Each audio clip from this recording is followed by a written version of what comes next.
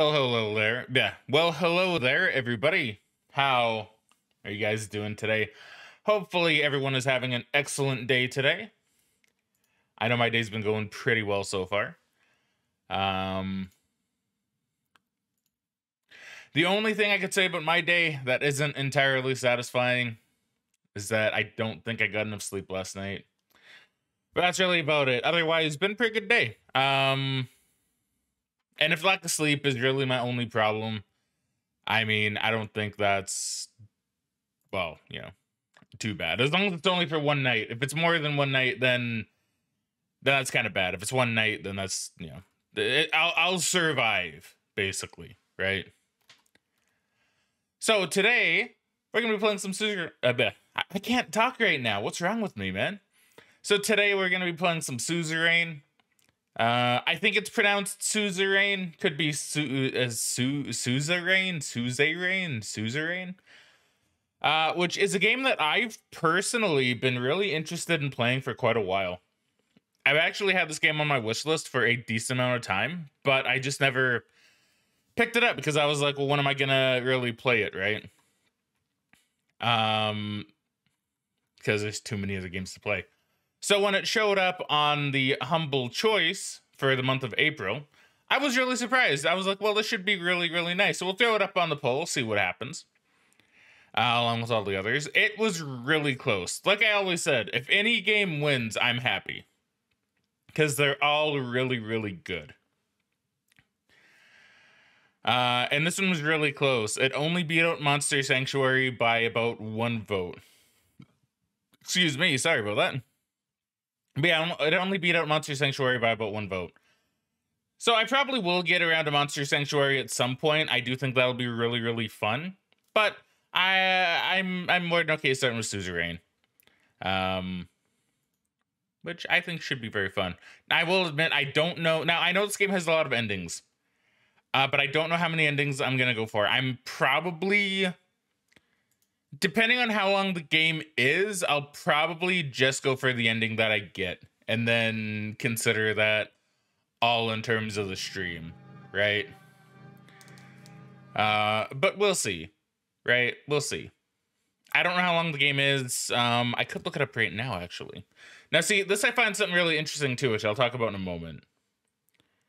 But first, let me just see how it is and how long to beat. I did intend to do this before I started the game up, but then I forgot. So how long to beat?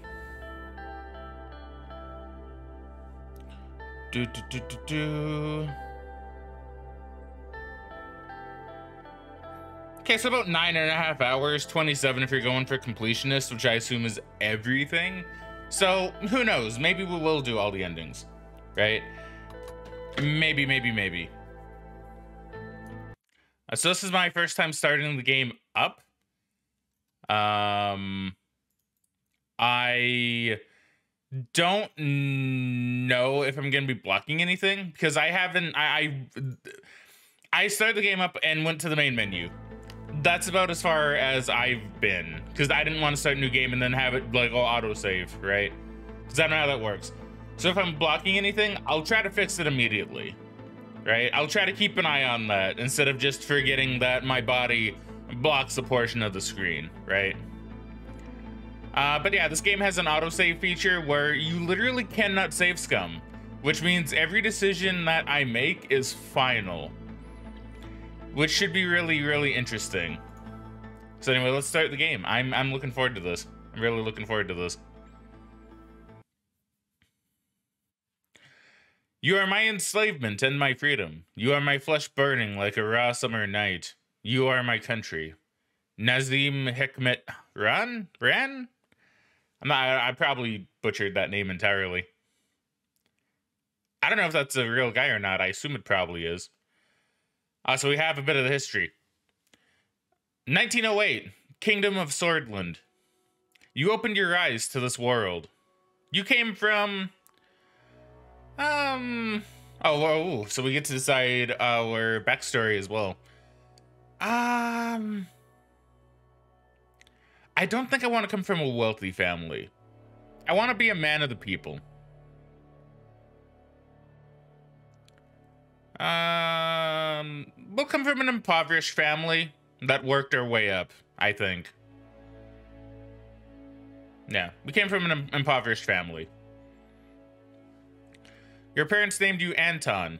As the only child of a farmer, you spent your childhood among wheat fields. Life was not easy. You were too poor to afford a good education. The Rain family was caring regardless of the economically dire situation. Your parents always did their best to support you. The years passed. September 9th, 1923. During a history class at school, the bells started to ring unexpectedly. You heard a loud commotion outside. As everyone tried to figure out what was going on, the principal announced a historic revolution. The kingdom was no more. The Republic of Swordland was born. So how old would we be? So we were born in 1908. My math is awful. So we were born in 1908. So we'd be 10 in 1918, yes. Yeah, so we're really young. We're like 14, 15, something like that, I think. Yeah, you did not fully understand. 1926. After graduating, you passed the university exam with high marks. Even though your family was poor, the public education system made it possible to go to university. You had the opportunity to choose between several studies. You chose law, economics, or history. I mean, realistically, if I don't know if I don't know how much I'll be role playing as myself with Anton. Obviously, I'm not impoverished, so I kind of failed. We'll say we studied history because I do like history. So we chose history at the Dare University of Culture. Because we did not, okay, you know, this makes sense. We didn't understand what was going on, so we wanted to study history. And we probably learned more about everything that happened, presumably. During the first year, you attended a lecture with David Wischi. Wischi? I don't know. It's David. I'm pretty sure it's supposed to be David. He was a well-known diplomat from the foreign ministry and the son of the president. After observing the hall in silence, he explained why realpolitik is important for a successful foreign policy. He argued that a strategy based on practical and material factors would be much more successful in reaching Swordland's ambitions. Practical and material factors... He argued that a strategy based on practical and material factors would be much more successful in reaching Swordland's ambitions.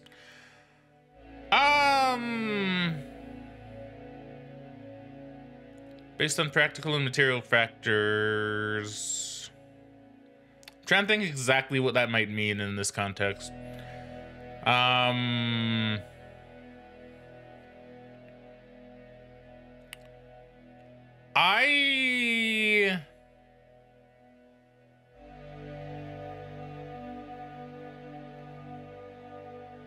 agree. I agree in principle, sure. You agreed in principle. May 22nd, 1927. Soldiers entered the campus in the evening ahead of the first election. Many were in shock as the uniformed men created a security cordon and started arresting the teachers. A group of students started gathering in protest, along with your best friend, Peter Vectern. You decided to protest with the students. I'm gonna go with my fellow students. One of the officers made a loud announcement that echoed through the campus. General Lutheran declared martial law in order to restore the administration. Please stand back and disperse to your rooms. You joined the students and slowly marched towards a large group of soldiers. Suddenly, the soldiers charged. A student fell and was trampled as everybody started running away. You held your ground. The soldiers beat you relentlessly. It was a gloomy year. We're not going to run away. We're not going to be the kind of person that runs. It was a gloomy year. October 10th, 1927. The coup split the students into two groups and caused frequent fights. Torture and imprisonment of any opposing voice became a daily routine in Dare. You didn't want to stay idle and decided to join...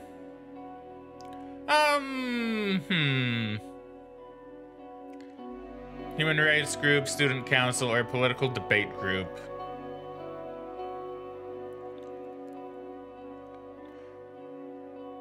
I think it makes sense that we join the human rights group. My voice cracked there for some reason. That was weird. I think it makes sense that we would join the human rights group because we grew up impoverished. We're into history, clearly. And we're standing up for people. Now, we could argue that a political debate group would maybe allow us to do more in terms of that, but I think a human rights group makes sense. The group heavily protested against the deteriorating human rights situation in Swordland. You contributed in thorough discussion on how to protect and expand freedoms. In one of the meetings, Peter introduced you to one of his friends, Monica, who was a volunteer for the Swordish League of Women. You were immediately attracted to... I feel like we go for intelligence. Diligence is also good. Like, beauty's fine, but I don't think we're going to be... Kind of let it go for that. We want an intelligent, I presume this is going to be the wife eventually, right? The politically charged environment led you to join the socialists and nationalists or stay away from any political organization. Oof.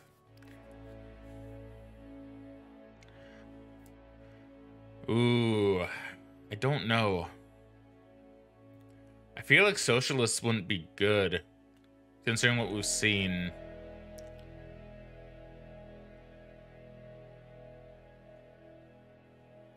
Nationalists could have, like, a rather poor meaning here, too, depending. We want to stay away from any political organization.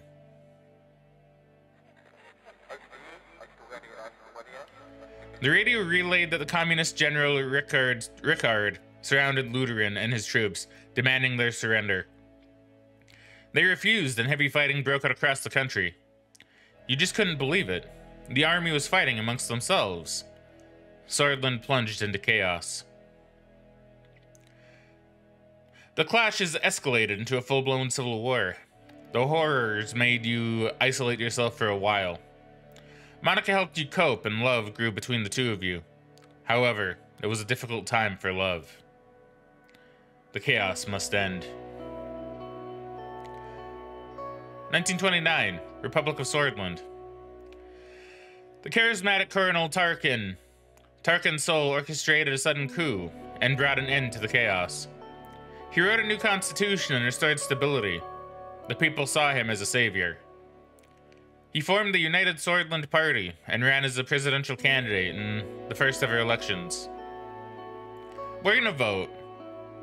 And if he did bring about kind of peace to Swordland, then yeah, we voted for the United Swordland Party.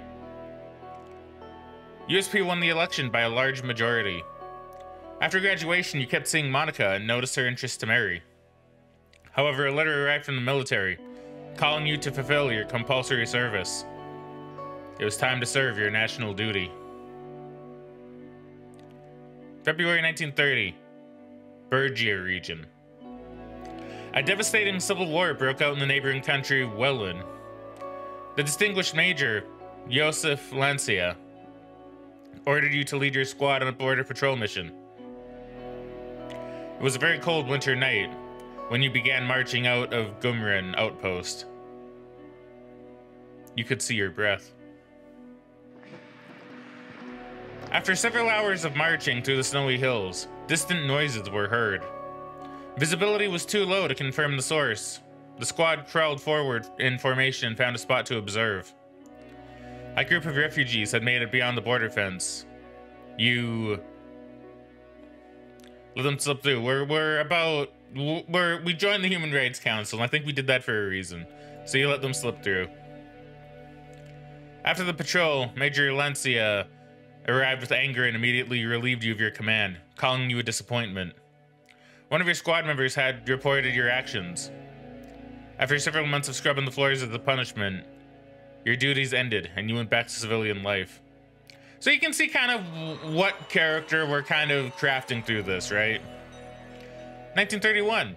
You and Monica decided to share your lives together. After receiving the blessing of her parents, a ceremony was held in Holsword.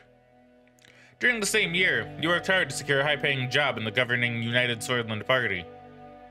It was much more difficult to start your career on a good foot because of the refugee incident, but you still managed. Working for the ruling party was the easiest path to power. The financial compensation was too good to pass up. It was the best opportunity to change the country for the better. I feel like we go at the bottom just based on, once again, everything that we've done so far. So it was the best opportunity to change the country for the better. You became the foreign policy assistant to one of the more experienced members of Assembly. You worked long and hard, staying late at work, reviewing dozens of foreign policy plans. You were climbing the ladder. So far so good, right? Sol strengthened the Republic by removing the institutions and symbols of the former kingdom from society. Things were also looking up for the country as the massive economic boom continued, and people were the happiest they had been in a decade. Election time came and it was decided. President Tarkin Sol was elected once more. April 2nd, 1934. The preparation of the most comprehensive trade agreement with Angolia was occupying most of your personal time. Agnolia, not Angolia, it's Agnolia. But your significant contribution to the trade talks triggered an invitation to meet President Tarkin Sol himself, who offered you a key position. You were to become the youngest member of Assembly. I don't know why we would accept with doubts. I think we accepted right away. June 1938.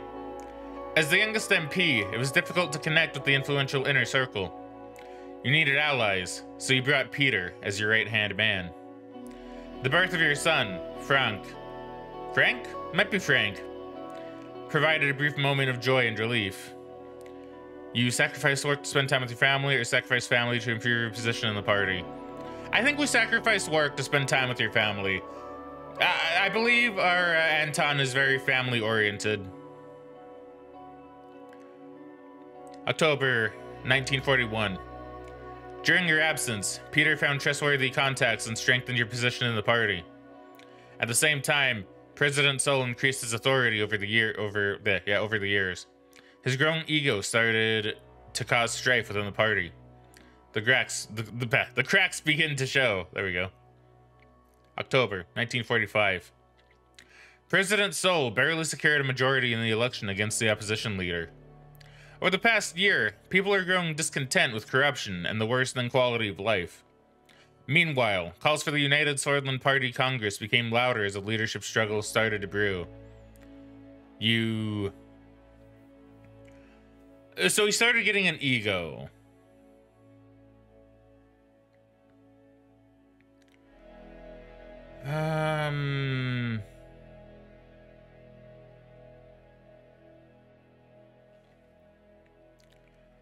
Past year, people going discontent with corruption. Yeah, not allowed to go back and just see. Okay. I believe I don't think we'll support the president, but I don't feel like watching from the sidelines is something we do either. We'll join the internal opposition. July 1946. Wow, the 5th election win. Jesus. You gave your support to Ewald Alfonso, a reformist and talented businessman. Magnate? I think it's Magnate. Who was the main contender for party leadership. Meanwhile, in a desperate effort to secure votes before the Congress, President Sol was meeting party members one by one, but he didn't approach you. August 1946. The party Congress was nothing short of impressive. The banners of United Swordland were decorating every possible spot. Thousands of influential political figures, lobbyists, and benefactors gathered for this turning point. The voting for the party leadership began. You voted for Ewald Alfonso. September 1st, 1946. The efforts bore fruit, as the contentious leadership vote was won by Ewald Alfonso. During the Congress, Sol announced his retirement from politics. You knew the structure he had established was to stay. The country had become increasingly authoritarian. You... we're happy that Sol was finally leaving. I mean, after like 5 terms, that is quite a lot. I think that's a bit too much. October 5th, 1946. A month later, your daughter was born. Monica named her Diana. She motivated you during a tumultuous period in the party. The general elections were approaching. The United Swordland Party was under the new leadership of Ewald Alfonso. You joined the party effort and campaigned for him. I think that's what we'd do. Because I think at this point we think he's better. 1949. During the general elections, the main opposition leader was embroiled in a sex scandal with his secretary. He was replaced by the strong opposition figure Franz Richter, but the damage had been done.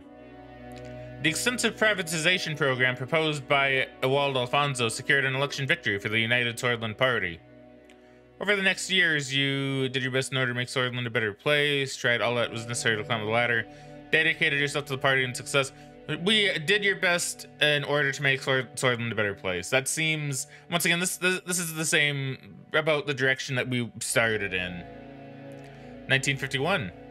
The presidency of Ewald Alfonso saw many bold reforms, but was followed by a serious economic recession. The other parties announced their bids for the 1953 election, but the unfair system hampered all opposition efforts to win. You thought that your party could not survive another crisis, were worried about the economic recession, worried that your reputation would be tarnished along with Alfonso.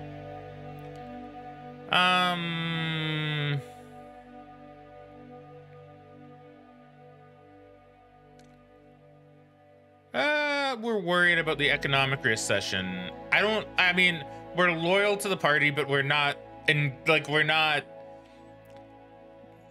won't die with the party, I don't think. So we're worried about the people. So we're worried about the economic recession. Together with Peter, your presence in the USP grew, and you became the face of a new wing in the party. You effectively took over the leadership as President Alfonso lost control of the country. The moment to make a move had come.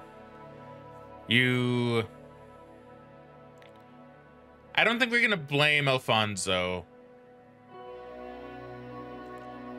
Because, I mean, he did come in a kind of weird spot where he had to kind of fix the mess of Sol.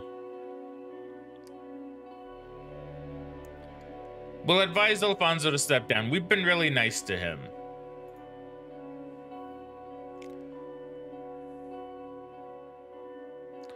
January 1953. He didn't take your advice seriously and started to reshuffle his cabinet, but most of his inner circle abandoned him. Your diplomatic attitude made the party vote you in as the leader. Following this, you announced that you would be running for president in the general election, with Peter as your running mate. It was your turn.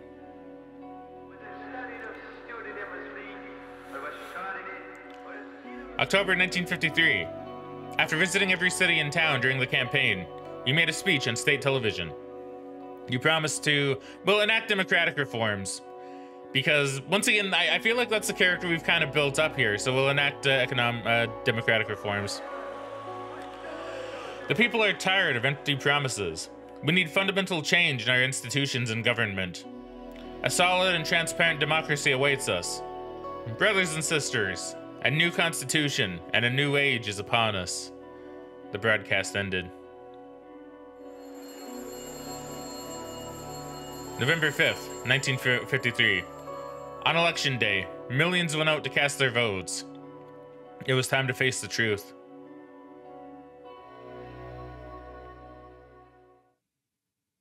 Chapter 1, President Reign. Ooh, I'm pretty excited for this, really. I think this is going to be really, really cool.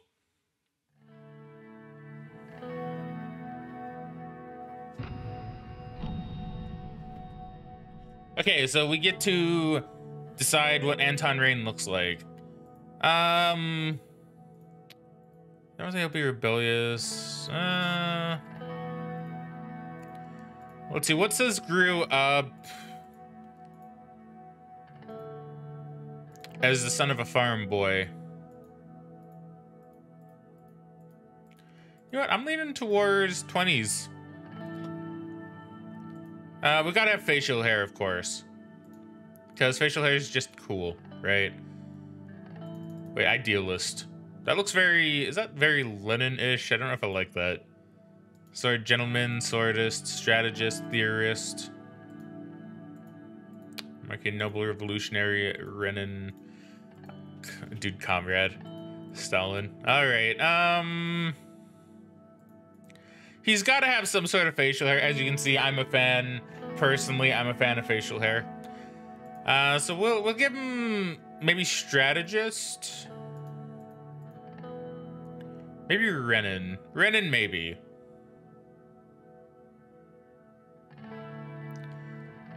Yeah, we'll go with that. We'll go with that. So his style, though.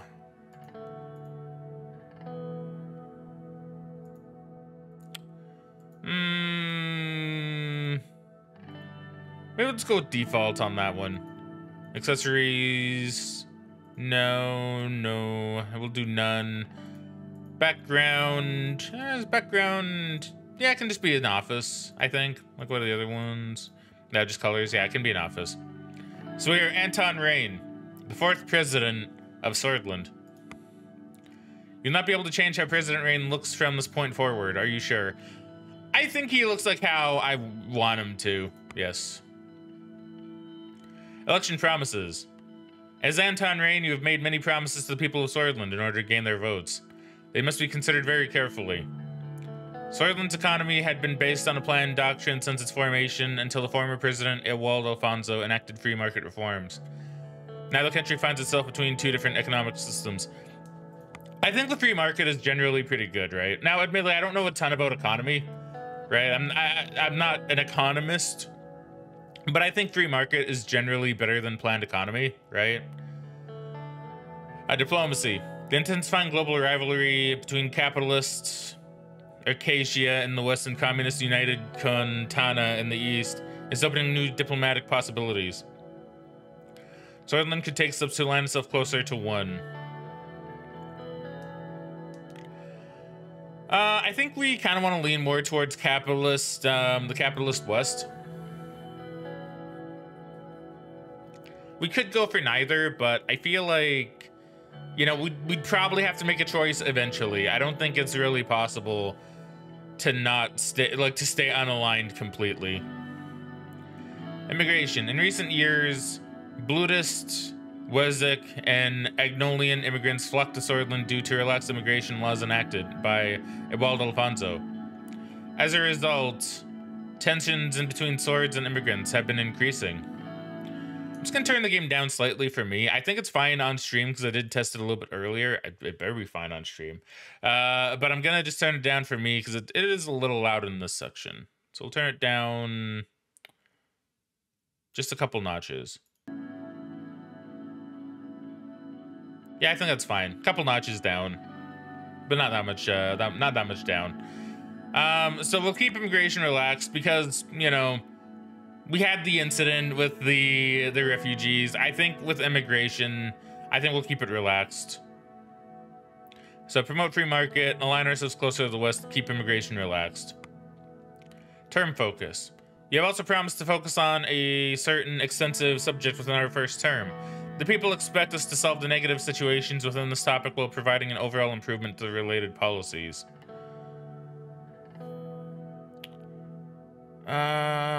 Since the 1940s, the difference of service quality between urban and rural hospitals has been getting increasingly worse, and the average life expectancy has dropped significantly.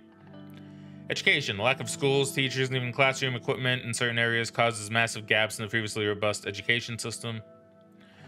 Law enforcement. Increased crime is pushing law enforcement to their limits, while judges at courts deal with huge and expanding backlog of legal cases.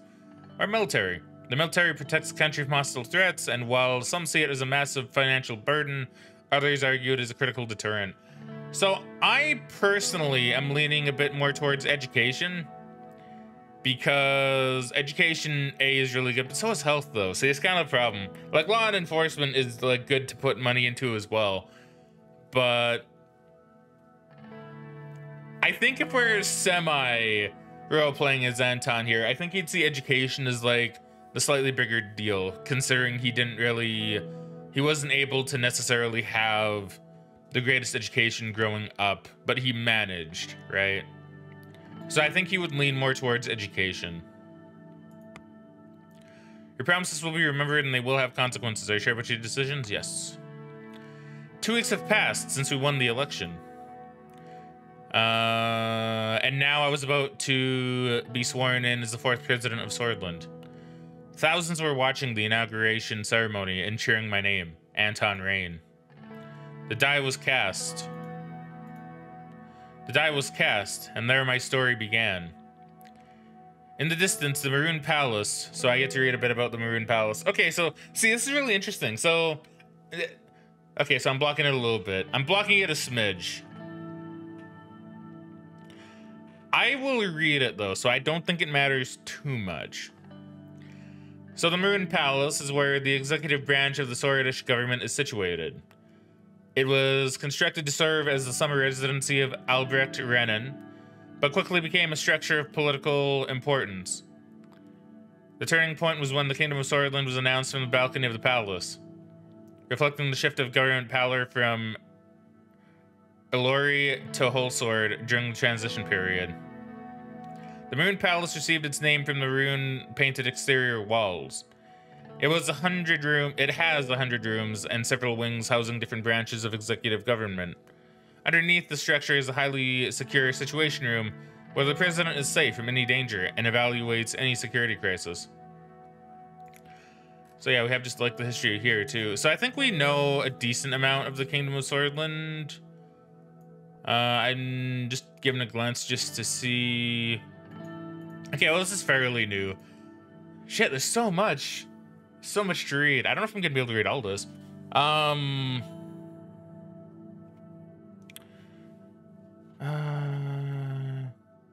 could just read them as they come.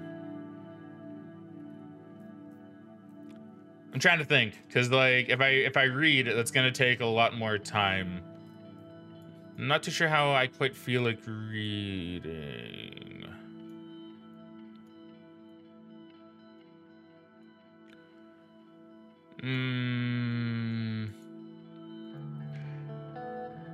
Damn. Okay, let me think. How much do I want to read?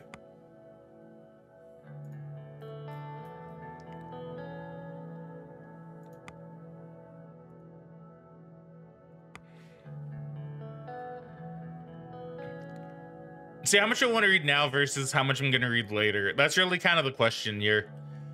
I don't think I'll read, because if I do it, then I'm going to be bouncing through a lot of different ones. Whereas I think I can just let them come as they come. Ah, it's Peter. Yeah, we'll just like read them as they come, I think. That's our wife. That's our daughter. And this is our son. Yeah, what do the ex-presidents look like? So this is Tarkin's soul. Artur. And Iwalt. He looks very gentlemanly, right? He kind of looks like not Pierce Brosnan, like who's that one James Bond actor? He looks like one of those James Bond actors. I don't remember who. I don't think Sean Connery. Maybe Sean Connery. I'm trying to remember what a young Sean Connery looked like. Damn, there's like so much though. They put a lot of effort into this game, which I really, really appreciate. So like even organizations, damn. Okay, no, we're gonna read through all this as they come. I don't think I need to do it right now. We'll read it as they come, as it becomes important. So the Moon Palace is on top of the famous Hill of Pride. I had no way of knowing what future awaited me there. So let's read about the Hill of Pride. So the Hill of Pride was named during the declaration of the Kingdom of Swordland, when thousands of countrymen started proudly singing the new anthem of Swordland. It is located at the center of Wholesword and between the most important government structures like the Maroon Palace and the Supreme Court. the Grand National Assembly, and the Ministry of Interior.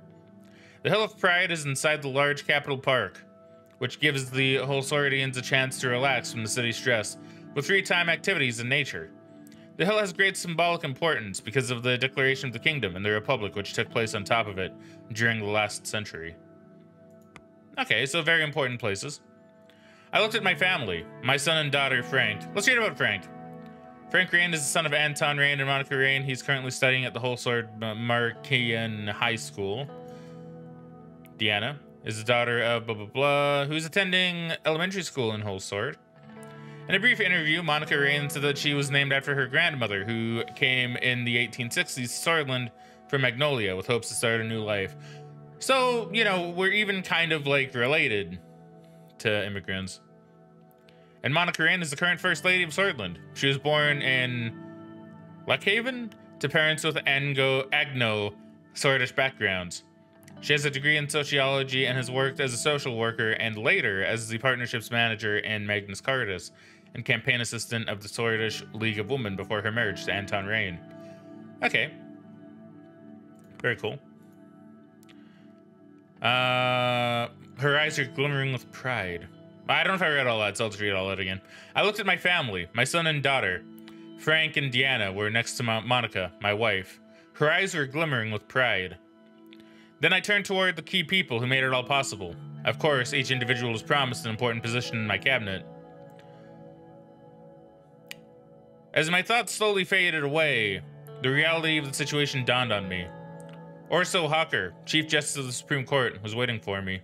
So here we can read about him. Swordish politician, jurist, and the current Chief of Justice of the Supreme Court of Swordland since 1937. He graduated from Imperial Markian University in 1903 with a degree on legal theory.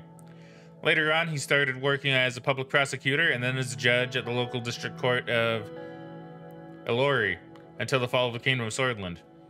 During the first government of the Republic, he started working at the Ministry of Justice, where he became an assistant and contributed to legislative planning and constitutional law. He joined USP after the coup in 1929 and was elected as a member of the Assembly. He was known to have very close ties with President Tarkan Sol, who appointed him as judge of the Second Supreme Court in 1933. After the death of the first Chief Justice, Gregor Marcia, Orso was elected to his position by the court in 1937. The Hawker Court handed down several landmark rulings that significantly transformed criminal procedure, taxes, and other areas of the law. Many of the court's decisions incorporated highly controversial policies of Tarkan Sol, including the approval of the security package laws and ruling that the Blutish Freedom Party entering the elections was unconstitutional, effectively removing the Blutish identity from politics. As a staunch establishment supporter, he represents the majority of the Supreme Court, and he is regarded by some as the most powerful and divisive figure in Swordish politics. So I'm probably gonna bump heads with this guy a lot. Yeah, so it's just a political party. Is this one? I assume Blutish are like a type of people in this world.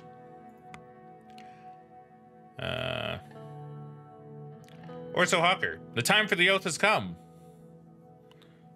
It has indeed. I am ready. Please repeat after me. I do solemnly swear that I will respectfully execute the office of the President of Swordland, and to the best of my ability, preserve, protect, and defend the people and the Constitution of the Republic of Swordland. You may now deliver your inauguration speech, Mr. President. It is an honor. It is an honor, sir.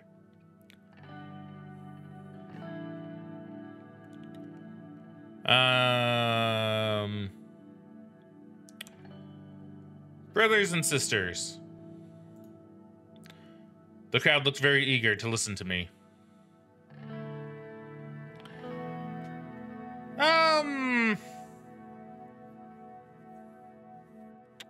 What do we want to talk about? The idea of unity, the current dire situation, or change in hope? So what are some things that we did at the start of this? We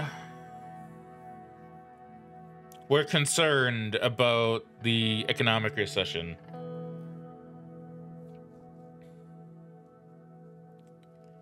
So would we talk about the current dire situation? Would we talk about change and hope? I don't think we talk about the idea of unity. I think we talk about the current dire situation. It might get people to be like, you know, no, I don't know. But maybe talking about it will give us some points. The current dire situation. We're enduring economic hardship like never before. And today, our nation is falling apart. Our people, we suffer in this dire situation.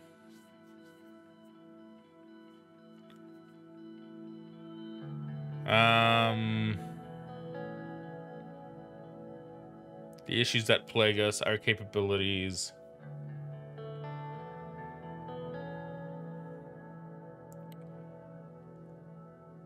If we stand together, we prevail.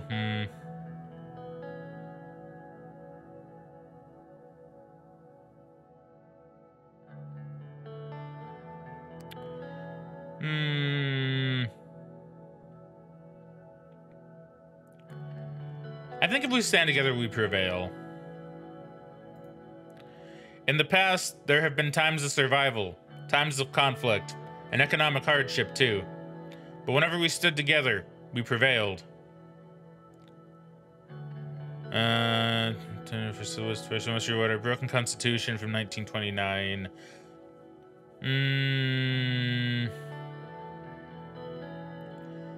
We grew up in poverty, so I think we would actually. Now, it's a bold claim. It's a very, very bold claim, I know. But I think he would shoot to eliminate poverty.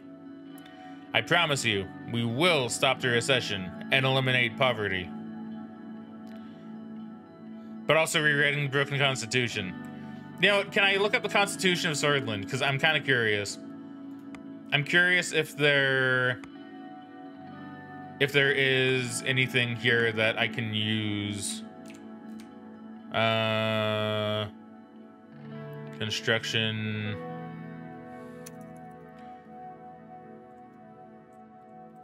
I'm just gonna scan to see if there's anything on the Constitution.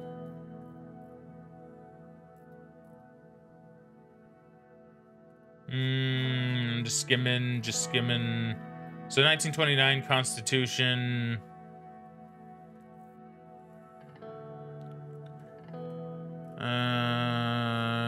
I'm not seeing anything on that. So I don't know if the Constitution's broken, but we will stop the recession and eliminate poverty. I promise you, we will stop the recession and eliminate poverty.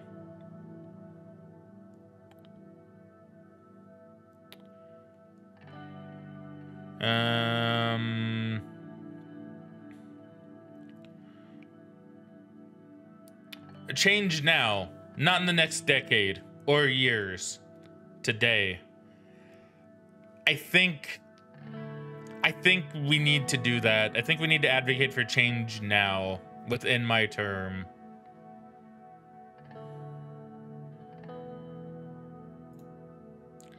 Now, this is some very bold promises, though, so that's kind of the scary thing.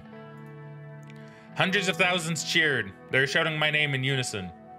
I felt the responsibility, the power, and the burden all at the same time. You can wave, raise fists, or enjoy the moment. I think we enjoy the moment.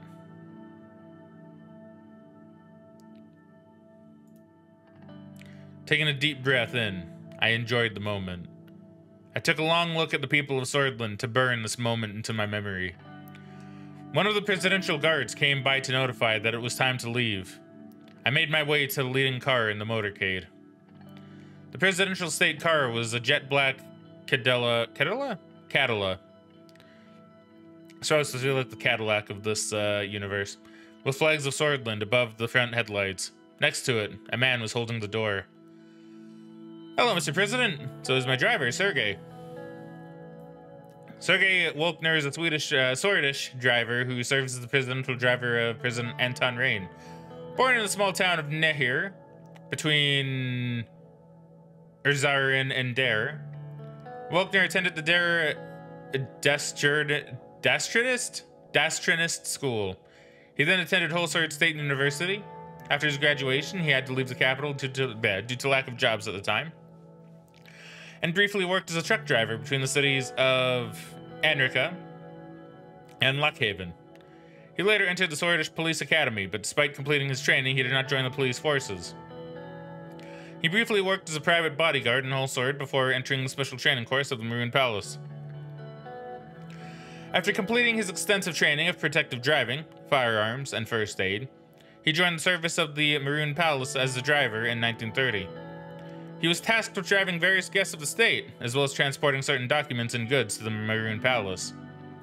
He was chosen to be the presidential driver in 1954, as being the most experienced driver in service of the Maroon Palace, having served for over 20 years. Hello, Mr. President. Still under the effect of the speech I made, hearing my new title made me smile. If you allow me to introduce myself, I am Sergey, your new driver. It's a pleasure. Or nice to meet you, sir. I don't want to say at ease, because that makes me seem not as with the people. I'll say it's a pleasure. It's a pleasure. The pleasure is all but mine. He respectfully bowed his head before opening the car door and gesturing inside. I entered the car. We'll be heading towards the palace. The motorcade began to move. On the way, Sergey proceeded to explain his duties as a driver. As minutes passed by, I found myself lost in thoughts again, barely paying attention to what he was saying. He suddenly made a gesture towards the now closer palace. Isn't it a beauty? The Maroon Palace? He was right. The sunlight glinted off the palace's many maroon-colored domes. It was so bright that I had to look away. Every time I look at it, I am reminded of my duty to this nation.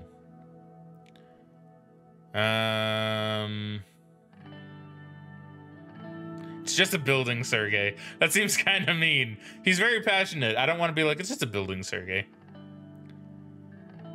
So do I, Sergey. It is the beating heart of the nation, after all. Well said, Mr. President. The car drove past the majestic gates, continued uphill to the entrance, and stopped in front of the doors. Sergey got out of the car and opened the door for me. How about Sergey and not Serge? Have a great day, Mr. President. Amorgna, West Corps. He referred to the famous ah man, I can't talk. It's a bad day. It's a bad day to be doing a lot of reading. He referred to the famous Swordish phrase from the times of revolution, Amorgna West Corps, Victor insist da, which meant morning will come, victory is close. Well, I mean, Victor insist da. I made my way upstairs through the extravagant corridors of the palace. Marble and engraved wooden finishes decorated the interior. My footsteps echoed in the colossal halls. The guards bowed their heads in respect as I opened the massive doors to my new office. So now do we have news? I have 600 newspapers, so let's have a look and see what's going on. Rain emphasized Swordland's dire situation. President Anton Rain has been sworn into duty in a great ceremony in Holsword. Thousands have attended the ceremony where President Rain has met with his supporters for the first time after his election. In his inauguration, Rain spoke about the current dire situation, bringing focus on the suffering of Swordish people. We're enduring economic hardships like never before, and today, our nation's falling apart, said the new president before he went on to start his first day in the Maroon Palace. Swordland today. President Anton Rain. The new president has been sworn into office by the Chief Justice Orso Hawker. Another great win for the USP and Anton Rain, who managed to get 37% of the general vote. That doesn't seem like much. The first congratulations came from Kesaro Kepner of the National Front Party, the runner-up of the general vote. The PFJP didn't concede until the last minute, but the results were clear some several hours in. Thousands of supporters have gathered in the streets of Dare, chanting campaign slogans, waving flags, and displaying USP party banners to display unwavering support to the newly elected president. The public mood is very positive in the city from all the accounts on the ground. The city is celebrating that a Dara-born president with humble roots is now sitting in the Maroon Palace. Let's have a look at the Lockhaven Times, I believe, yeah. The new assembly begins duty. President Anton Rain has been elected 4th president of Swordland in the 7th Swordish elections. The United Swordland Party has won the election on Sunday with just over 37% of the vote, while Franz Richter, the leader of the People's Freedom and Justice Party, could gain just over 20%. Kesaro Kibner, the head of the right-wing National Front Party, is in 3rd place with just over 11%. The Communist Party of Swordland and the Workers' Party of Bludia both won just below 10% of the vote, failing to pass the 10% election threshold. The new term begins with the opposition of PFJP and the NFP under the USP government. The unrepresented votes below the threshold resulted in the USP taking 52% of the seats in the Grand National Assembly, giving them the lawmaking power. The new seat numbers have been finalized as follows. USP 130, PFJP 70, NFP 40, and Independents 10. So if we have 52% of the seats, then we can make really any decisions we want, and not really have them be campaigned against too hard. Radical, voice of the unheard. Another USP president. How many times will people fall for the same trap? We've seen this before with Colonel Sol, who supposedly saved this country and brought stability in times of chaos. His stability, however, meant a life of oppression. Any opposing voices were silenced, and many were persecuted. Next was Alfonso, who was elected as a liberal reformer to bring change to the USP and Swordland. Seeing his unfortunate inability, his own cabinet resigned. As the 3rd USP candidate becomes president, it is high time to realize that real change won't come from their party. I am gonna need a sip, so I can already feel my throat deciding to not be too pleased with me.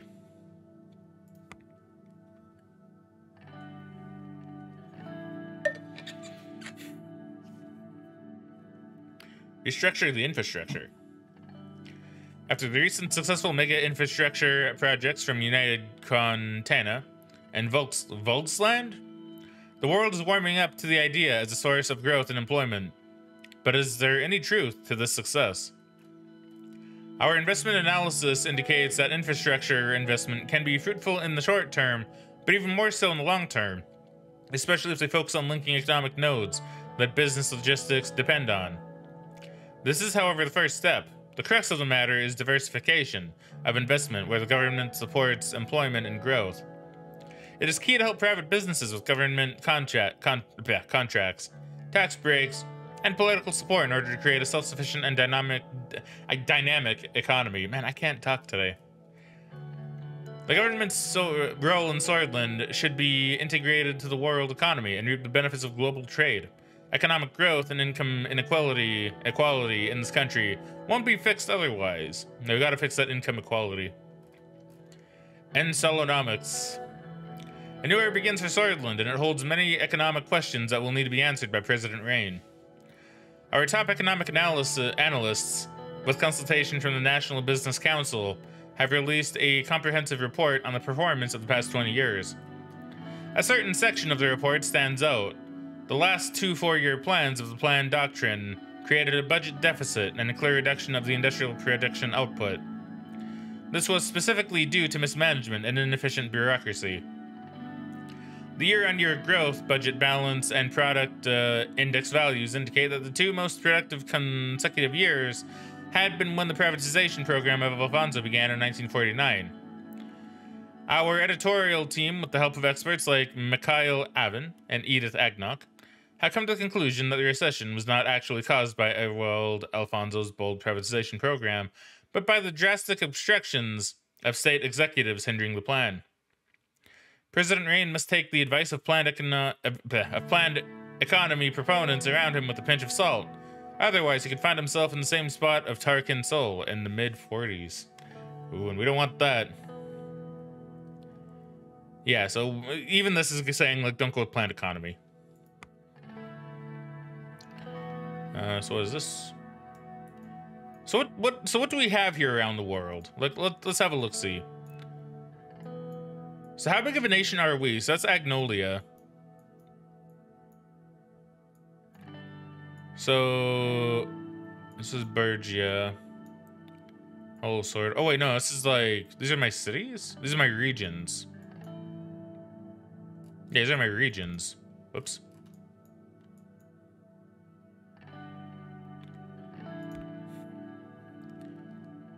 All right. Read the report from Hull Sword. Logistical issues. The mayor of Hull Sword reports that the rising population and fast urban expansion has resulted in high levels of congestion in the city traffic. The logistics report underlines increased traffic and slow transportation routes as the biggest problem of the capital. The mayor also reported that the absence of a well-designed large land-based logistics center where all transports come together is one of the greatest problems for domestic transports because Hull Sword is a big metropolis. Transporters are scattered all over Hull Sword, having established such centers in 10 different districts. So a lot of logistical issues in Hull Sword, apparently. Read the report from Hull Sword. General staff gathers. The general staff convened right after the election to congratulate our victory. All branches of the Swordish Armed Forces were represented in the meeting that took place at Camp Strongarm. Okay, that's a good name. With massive security measures. The chief of the armed forces, Vulcan Kruger, made a public press statement highlighting the increasing chances of military confrontation in eastern Marcopa and requested support to strengthen the military.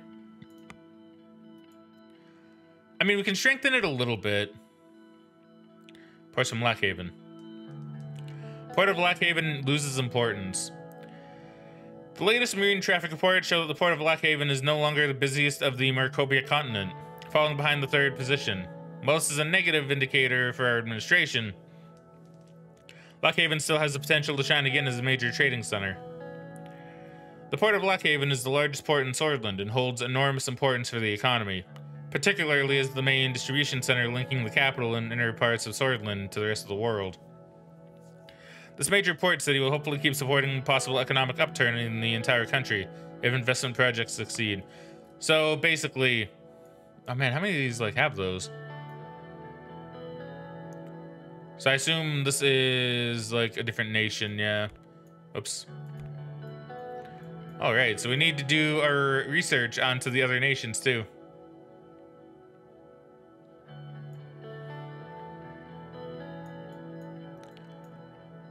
Boy, oh boy, oh boy, okay. So let's do a reading on this nation first. Congratulations from Prime Minister Alvarez. Prime Minister Alvarez congratulated you for the results and spoke about his hopes to have a beneficial partnership deal in the future. He sent his best wishes to the Swordish people and warned us about the threats of the encroaching Melanivist influence of the United Contana from the east, emphasizing the importance of unity in our current Marcopia, in our continent, Marcopia. What about here? Congratulations from President Smolak. Smolak. President Smolak sent his congratulations on the election victory and wished for a cooperative future between Wellhin and Swordland, signaling a desire to normalize the diplomatic situation between the two countries. This guy seems okay. We'll probably need to read through him a little bit more once we get a bit farther in. So we'll see who we want to become friends with. Matter of fact, what does this guy look like? I know looks don't really matter, but I'm curious. Oh, we even have oh wow, man, there's so much going on here. There's so much going on here.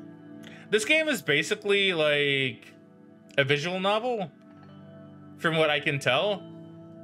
But I don't know, it's basically a visual novel, I guess, which is really, really cool. Okay, so what can we learn about this country here? So Lesbia. Lesbia is a wealthy country located at southern Marcopa along the West Sea. Its capital, Perla, is world renowned and welcomes millions of curious tourists every year.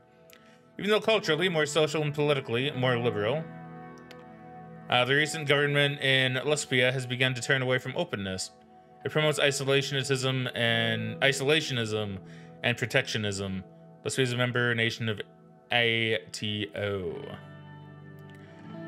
So Strong military, neutral relations. So they're trying to become isolationists, so maybe we can open them up a little bit more, but maybe not. Okay, what can you tell me about Welland? Yes.